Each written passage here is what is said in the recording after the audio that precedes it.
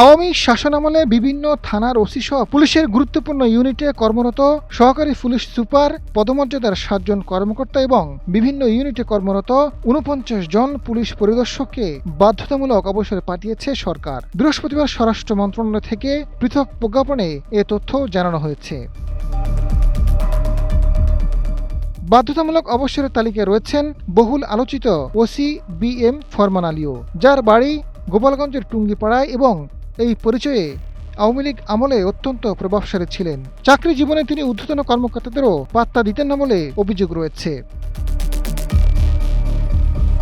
প্রজ্ঞাপনে বলা হয়েছে, সরকারি চাকরি আইন ২০১৮-এর ৪৫ ধারার বিধান অনুযায়ী জনস্বার্থে তাদের সরকারি চাকরি থেকে অবসর দেওয়া হয়েছে।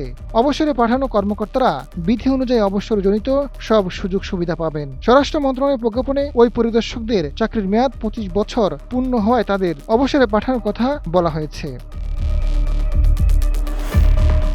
অবসরে পাঠানো ৭ ASP হলেন র্যাব সদর দপ্তরের সহকারী পুলিশ সুপার নূরে আলম সিদ্দিকী, ডিএমপির তেজগাঁও বিভাগের এসি মোহাম্মদ নুরুল মুস্তাকিন, খাগড়াছড়ির মাটিরাঙ্গা সার্কেলের ASP কাজী ওয়াজেদ আলী, পটুয়াখালী গলাচিপার সার্কেলের ASP মোহাম্মদ সৈয়দুজ্জামান, র্যাব ২-এর সহকারী police super Mohammad Golam Kibria, RRF ঢাকার ASP মোহাম্মদ মিজানুর রহমান এবং সিরাজগঞ্জ জেলার ASP মোহাম্মদ রবিউল ইসলাম।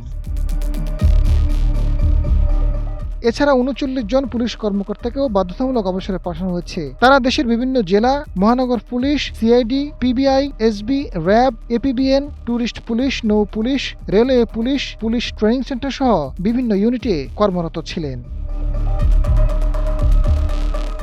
আজাদ ফারুক, সময়ের আলো।